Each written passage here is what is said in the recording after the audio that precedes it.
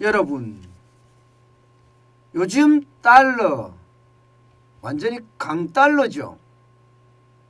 그 어느 때보다 달러 값이 비싸다 이렇게 이야기할 수가 있습니다. 상대적으로는 원화 값이 많이 떨어졌다는 거죠. 여러분 이거 한번 보세요. 2021년 5월 3일부터 보면요.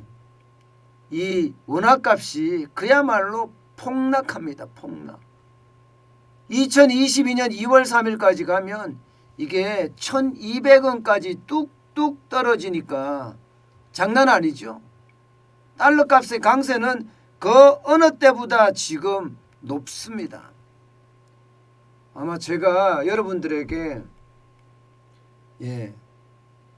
방송에서 대놓고 달러를 사세요 했던 게 2021년 1월이었습니다.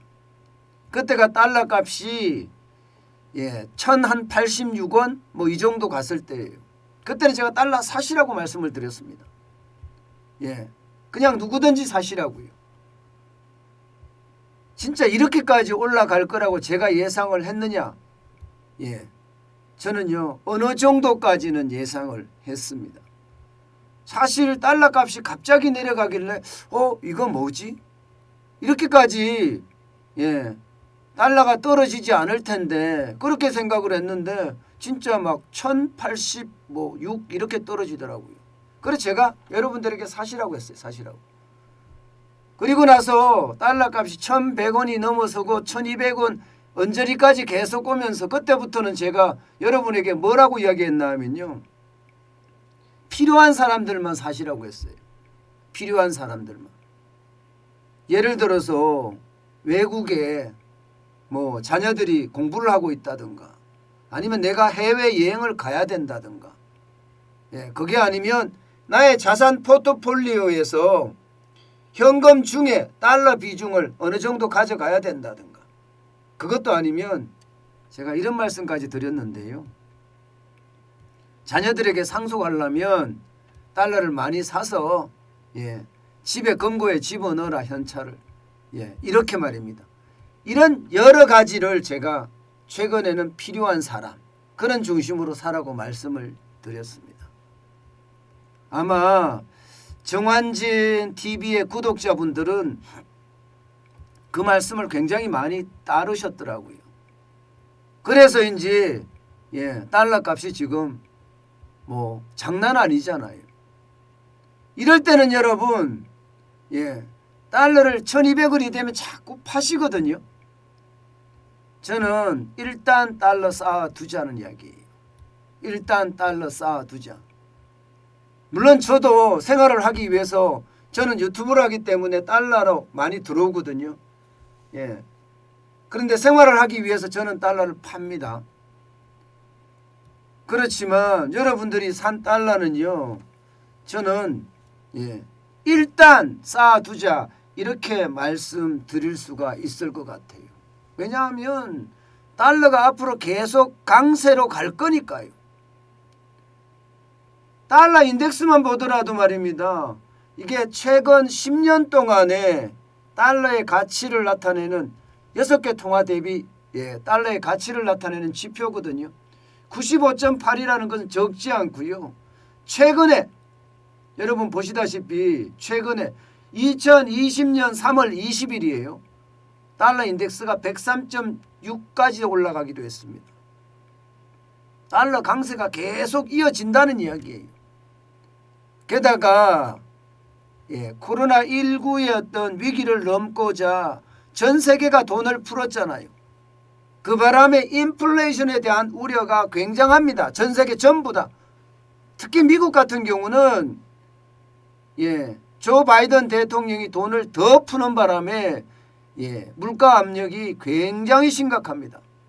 그렇게 되면 금리를 올려야 됩니다. 기준금리를 올리면요.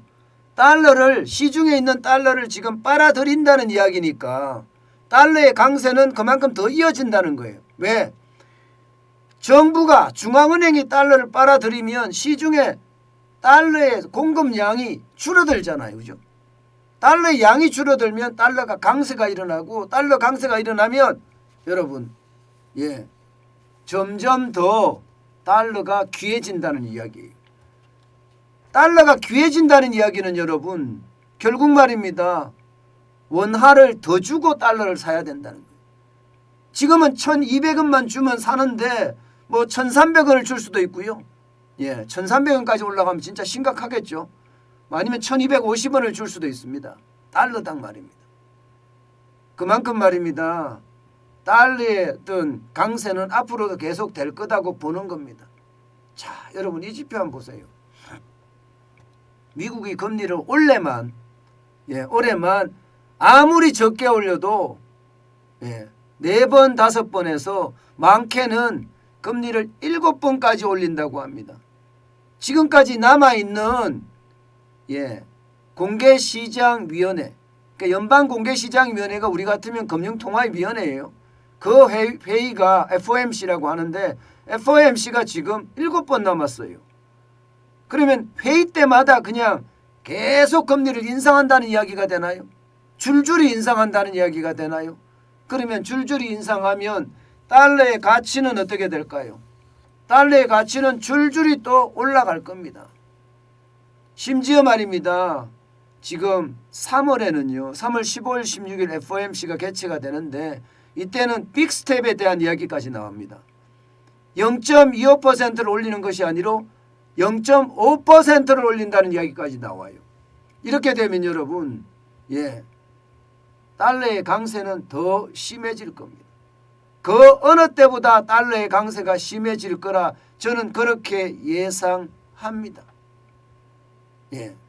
그 이유가 금리를 계속 올리기 때문이에요. 왜? 안 올릴 수가 없습니다.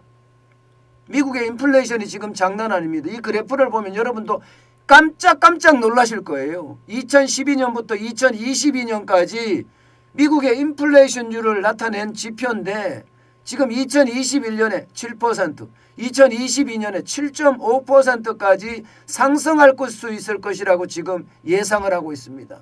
이렇게 되면 여러분 이 인플레이션을 잡고자 금리를 계속 올릴 수밖에 없어요.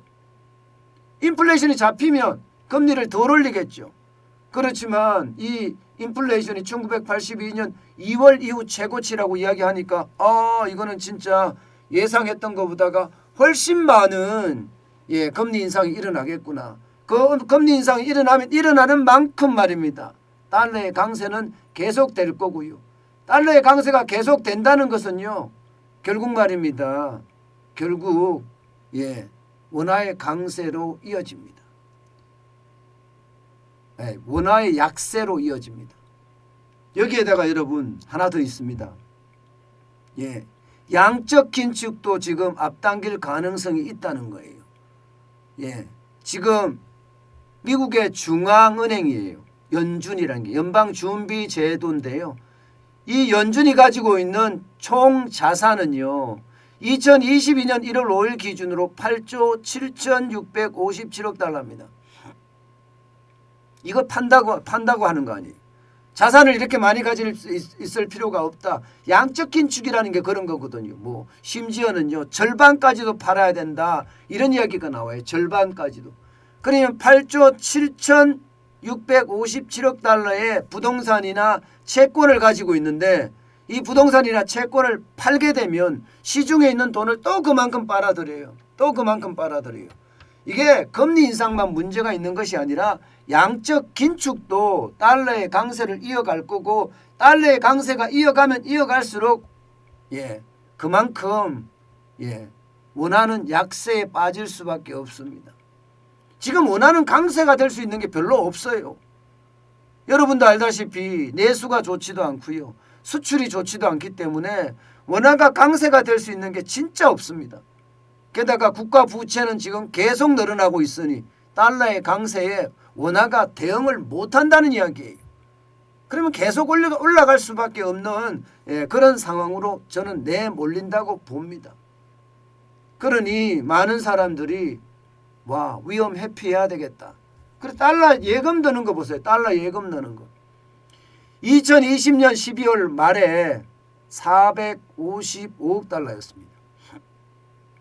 그런데 2021년 6월 말에는요 493억 달러로 늘더니요 12월 말에는 527억 달러까지 늘었습니다. 그러니까 이게 진짜 많은 사람들이 뭐 경제를 조금이라도 안다는 사람들은요 이미 작년 1,100원대 1,100이 깨졌을 때 모두가 달러를 사서 달러 예금을 넣는다는 이야기고요. 그 이후에도 말입니다. 달러가 필요한 사람들은 모두가 사서 예금을 한다는 얘기예요. 그 정도로 말입니다. 우리 경제에 대한 신뢰성이 굉장히 무너졌고요. 그에 대한 위험을 회피하고자 달러 예금이 느는 것 아닌가 이렇게 지금 분석이 되고 있습니다. 여러분, 달러는요 어떻게 생각하면 위험을 회피할 수 있는 최고의 수단이라고도 이야기를 합니다. 그렇지만 인플레이션이 되기 때문에 달러의 가치도 또 떨어질 거라고 이야기를 해요. 더 중요한 것은요 원화 가치가 더 떨어질 거기 때문에 달러를 산다는 거 아니겠습니까? 원화 가치가 더 떨어지기 때문에. 지금 같은 상황에서는 지금 대한민국 경제가 진짜 괜찮을까 우려하는 목소리가 굉장히 크거든요. 아마 오늘이 19일이니까 내일 20일이잖아요. 내일 20일이 지나면 월요일쯤 되면 2월 1일부터 2월 20일까지 수출액 추이가 나올 겁니다. 수출액 추이. 아마 이거를 보면 우리 경제가 지금 또 어떻게 될런지 저는 2월에도 수출 무역 적자가 난다고 지금 보고 있는데 만약에 적자가 계속해서 길어지고 3월에도 적자가 길어진다면 위험도는 점점 커지겠지요. 그 위험도가 커지면 커지는 만큼 달러에 대한 수요는 더 커지고 달러에 대한 수요가 커지는 만큼 달러의 강세는 이어질 거라고 저는 생각을 합니다. 최소한 말입니다, 여러분. 최소한 미국의 물가가 안정되는 시점 있잖아요. 지금 소비자 물가가 1월에 7.5%입니다. 그만큼 지금 이것도 40년 만에 최고치라고 이야기해요. 1982년 2월 이거 최고치. 이게 이제 어떻게 잦아드느냐. 거기에 따라서 달러의 강세가 멈추고 원화가 좀 더 뒷받침을 하느냐의 문제인데 분명히 보이는 것은요. 3월 그리고 5월 그리고 6월 그러니까 상반기까지는 미국이 금리 인상을 계속할 거니까 달러의 인상이 계속될 거다. 저는 이렇게 생각을 합니다. 그리고 미국이 금리를 계속 인상해서 이 물가가 어느 정도 잡힌다. 이런 모습을 보이는 게 6월 이후가 될 거라고 보거든요. 그러면 6월 이후에 물가가 어떻게 잡히는지에 따라서 달러의 어떤 값은 다시 정해지지 않을까. 저는 그렇게 생각을 합니다. 분명한 것은 금리는 계속 올릴 거고요. 금리는 얼마나 계속 올릴 거냐 이거는 얼마나 빨리 올리냐 얼마나 큰 폭으로 올리냐의 문제니까 중요한 것은 올릴 거예요. 그런데 우리 경제가 뒷받침을 해주고 있다면 내수나 수출이 뒷받침을 해주고 있다면 원화가 따라갈 수가 있지만 지금 내수나 수출이 뒷받침을 못하는 상태에서 미국이 계속 금리를 올리면 원화값은 계속 올라간다. 그러면 상반기에서 끝나는 것이 아니라 하반기로까지 이어질 가능성도 있습니다. 그만큼 말입니다. 대한민국 경제의 어떤 충격이 저는 커질 것 같은 생각이 너무 많이 들어요. 일단 점차 여러분들하고 두고 보면서 우리가 평가를 할 텐데요. 어쨌든 미국의 물가가 진정되느냐 안 되느냐에 따라서 달러의 강세가 죽느냐 안 죽느냐 그렇게 결정될 수 있다는 사실 우리 오늘 명심하자고요. 그러면 달러에 대한 어떤 우리가 달러에 대한 생각이 좀 달라지지 않을까.